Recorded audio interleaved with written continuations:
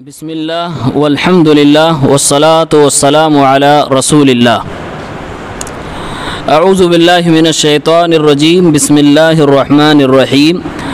الف لام میم ذالک الکتاب لا ریب فیہ ھدی للمتقین۔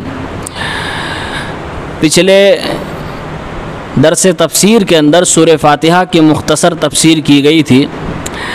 سورہ فاتحہ میں اخیر میں ہم نے سنا تھا، پڑھا تھا کہ انسان اللہ رب العالمین سے دعا کرتا ہے، اے اللہ ہمیں انعام یافتہ لوگوں کا راستہ دکھا، مغضوب علیہم اور ضالین لوگوں کا راستہ نہ دکھا۔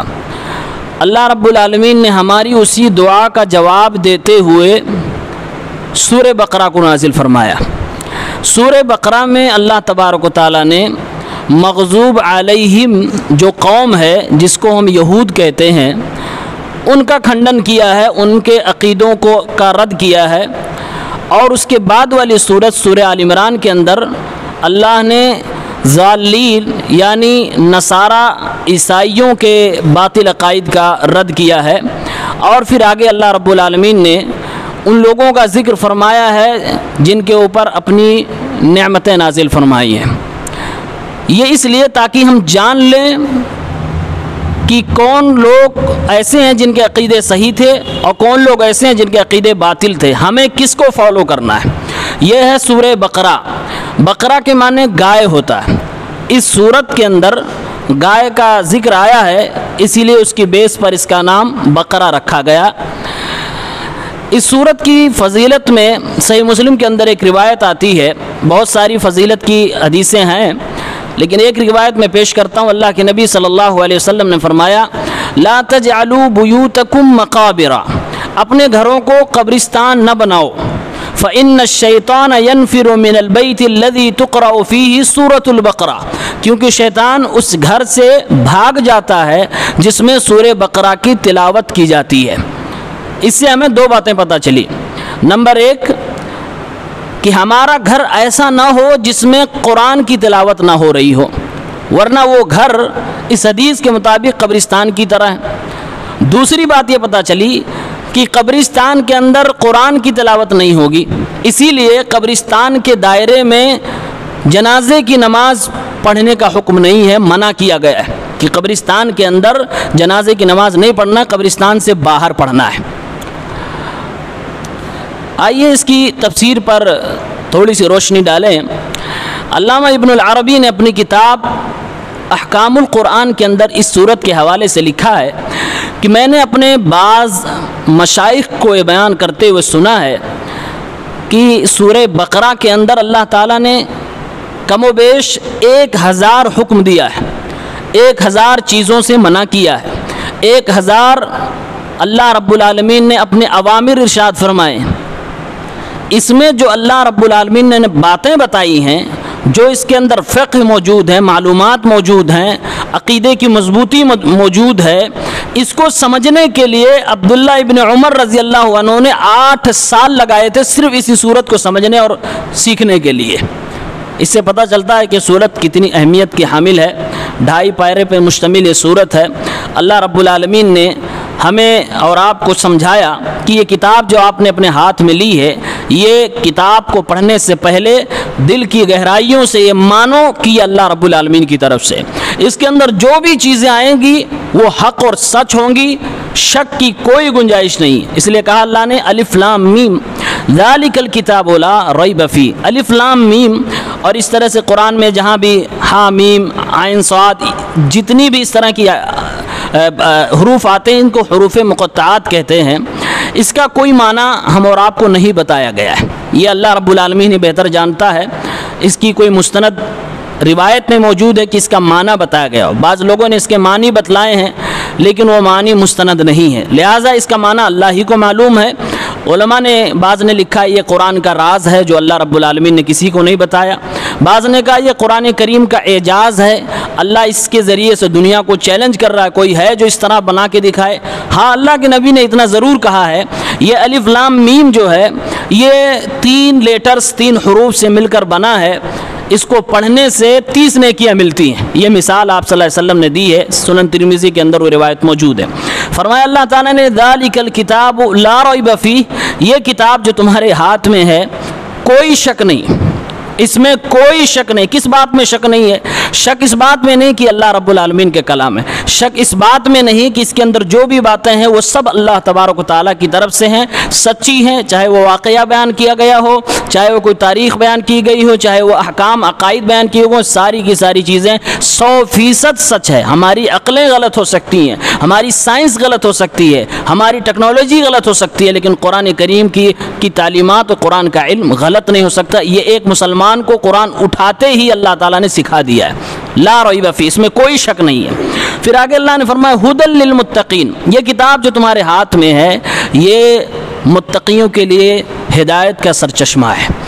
اسی سورہ بقرہ ہی میں اللہ تعالیٰ نے ایک جگہ کہا ھدی للناس، یہ سارے لوگوں کے لیے ہدایت کی چیز ہے۔ یہاں اللہ نے کہا متقیوں کے لیے، تو کیا مطلب ہے؟ ایک جگہ اللہ فرما رہے ہیں کہ سارے لوگوں کے لیے ہدایت کی چیز ہے، اور یہاں کہہ رہے ہیں اللہ رب العالمین کی متقیوں کے لیے ہدایت کی چیز ہے۔ اس کا مطلب یہ ہے یہ کتاب تو ہدایت کی ہے، جو چاہے اس سے ہدایت حاصل کرے، جو چاہے اس سے پڑھے، اپنے آپ کو راہ راست پہ لائے، کسی کو کوئی روکا نہیں گیا، ساری دنیا کے لیے کتاب نازل کی گئی۔ لیکن حقیقت میں اس سے ہدایت کون پاتے ہیں؟ اگر حقیقت دیکھا جائے تو متقی لوگ ہی پاتے ہیں۔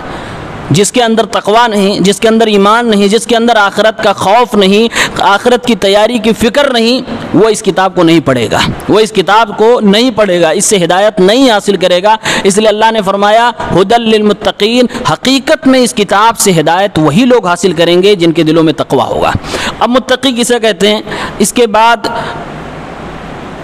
تقریباً 20 آیتوں تک اللہ رب العالمین نے لوگوں کی 3 کیٹیگریز کا ذکر فرمایا ہے۔ پہلی کیٹیگری ایمان والوں کی، دوسری کیٹیگری کفر کے ان اوباشوں کا ذکر فرمایا ہے جو کفر میں اتنے اونچے تک پہنچ چکے ہیں کہ جن کے ایمان کی امید بھی نہیں لگائی جا سکتی۔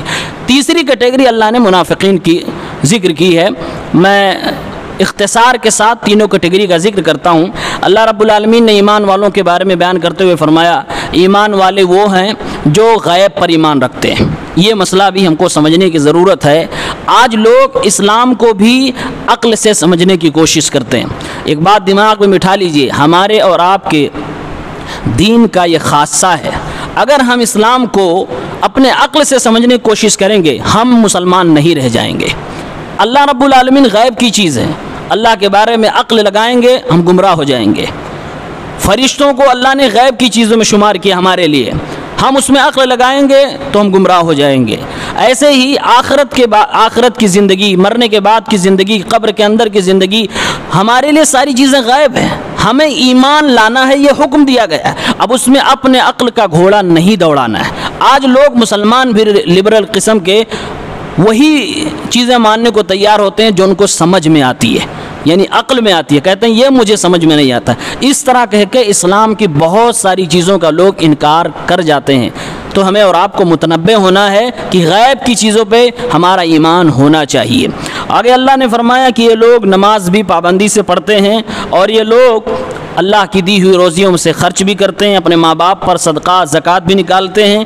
یہ لوگ تمام نبیوں پر جو کتابیں اتاری گئیں وہ ساری کتابوں پر ایمان بھی رکھتے ہیں، قرآن پر بھی ایمان رکھتے ہیں، اور آخرت واقع ہوگی، مرنے کے بعد اٹھایا جائے گا، حساب کتاب ہوگا، اس بات کا بھی ان کو پورا یقین ہے، اور یہ ہدایت کے راستے پر ہیں، یہی لوگ کامیاب ہوں گے۔ یہ ایمان والوں کے بارے میں ہو گئے۔ پھر اللہ نے فرمایا ان الذین کفروا سواء علیہم، جو لوگ کفر کر گئے، اے نبی آپ ان کو چاہے سمجھائیں، ڈرائیں یا نہ سمجھائیں نہ ڈرائیں، ان کے لیے برابر ہے، یہ ہدایت پہ نہیں آ سکتے۔ یہ چند لوگوں کے بارے میں اللہ رب العالمین نے ذکر کیا، جیسے ابو جہل، ابو لہب وغیرہ تھے، ان لوگوں کے بارے میں اللہ نے فرمایا یہ ایمان نہیں لا سکتے۔ کیوں؟ اس لیے کہ اتنا انہوں نے کفر کر دیا، اتنی سرکشی کر دی، اتنے گناہ کر دیے کہ دلوں پہ ان کے دھبے لگ چکے ہیں، دلوں پہ تالے لگ چکے ہیں۔ اللہ نے فرمایا ختم اللہ علی قلوبہم وعلی سمعہم، ان کے دل پر، ان کے کانوں پر اور ان کی آنکھ پر سب پردے پڑ چکے ہیں، تالے لگ چکے ہیں، جس کی وجہ سے یہ عذاب عظیم کے مستحق ہو گئے۔ ایک بات جان لیجئے، دل پہ آدمی کے پردہ لگتا ہے تو حق کی باتوں کو سننا بھی نہیں چاہتا ہے، اور جب حق کی باتوں کو جب سننا نہیں چاہتا تو دیکھنا بھی نہیں چاہتا۔ اہل حق کو دیکھ کر نظریں پھیر لیتا ہے، وہ بھاگنے کی کوشش کرتا ہے۔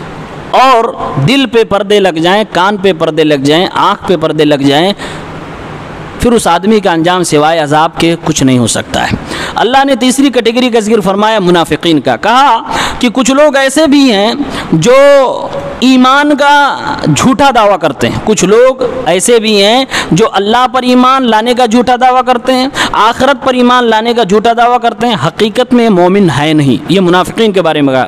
پھر اللہ نے فرمایا یہ اللہ تعالیٰ کو دھوکہ دینا چاہتے ہیں، اللہ کو دھوکہ نہیں دے سکتے، اللہ اگلے پچھلے ساری چیزوں کو جانتا ہے۔ یہ مسلمانوں کو دھوکہ دینا چاہتے ہیں، مسلمانوں کو بھی دھوکہ نہیں دے سکتے، کیونکہ جس وقت کی بات چل رہی ہے اس وقت مسلمانوں کے درمیان ایک ایسا لیڈر تھا محمد صلی اللہ علیہ وسلم، جس کے اوپر اللہ تعالیٰ اپنی وحی نازل کرتا تھا۔ اللہ تعالیٰ منافقوں کی کرتوتوں سے، ان کی حرکتوں سے اللہ کے نبی کو آگاہ کر دیتا تھا، اور نبی کے جانے کے بعد نبی کی امت میں اللہ تعالیٰ نے ایسے لوگوں کو بندوبست کر رکھا جن کے سینوں میں وحی کی روشنی ہے، اس لیے یہ قیامت تک مومنوں کو لگاتار دھوکہ نہیں دے سکتے۔ اللہ نے فرمایا یہ خود کو دھوکہ دے رہے ہیں، ان کو احساس تک نہیں ہے، ان کے دلوں میں مرض ہے، شک کی بیماری ہے، یہ نفاق کی بیماری لیے ادھر ادھر چلتے ہیں، ان کے لیے عذاب ہے، یہ جھوٹ بولنے میں بڑے ماہر ہوتے ہیں۔ پھر اللہ نے فرمایا جب ان سے کہو کہ زمین پہ فساد نہ برپا کرو تو یہ کہتے ہیں ہم فساد کیا کرتے ہیں، ہم ہی تو اصلاح کرنے والے، یعنی انہوں نے فساد کا نام اصلاح دے رکھا ہے، اپنے برے کرتوتوں کو اصلاح کے نام پر چلاتے ہیں، پرچار کرتے ہیں۔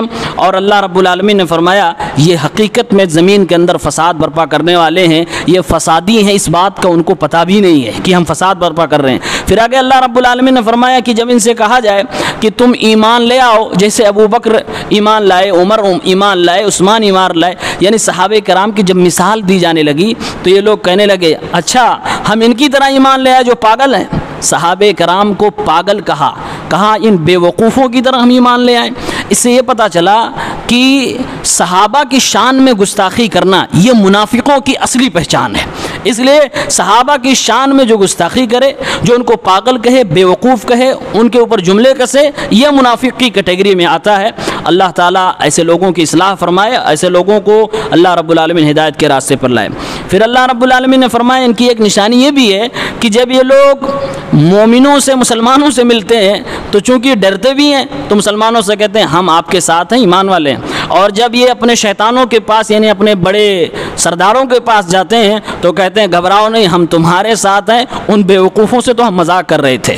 تو یہ ان کی ایک چال یہ بھی ہوتی ہے کہ جھوٹ بولتے ہیں، اور جھوٹ بولنے والے آدمی کے لیے راستہ صاف ہے، چاہے ادھر بات بدلے ادھر بات بدلے، تقیہ ادھر کرے ادھر کرے، یہ ان کا اپنا شیوا ہوتا ہے، اور کہتے ہیں ہم تو مذاق کر رہے تھے۔ اللہ رب العالمین نے فرمایا اے مذاق کرنے والوں، منافقوں، تمہارے ساتھ مذاق ہو رہا ہے، زندگی تمہاری مذاق بنا دی گئی ہے اور آخرت میں بھی تمہاری زندگی مذاق بن جائے گی۔ ان کی سرکشی کو اللہ تعالیٰ پھیلاتا چلا جا رہا ہے، یعنی ان کو چھوڑے ہوئے ہے، ایک دن گرفت کی جائے گی۔ اپنی سرکشی میں اتنے یہ مگن ہیں کہ اندھے ہو چکے ہیں، یہ گمراہی میں اندھے ہو چکے ہیں۔ اللہ نے فرمایا ان کی ایک نشانی یہ بھی ہے کہ یہ کاروبار کرتے ہیں۔ کاروبار کون سا کاروبار؟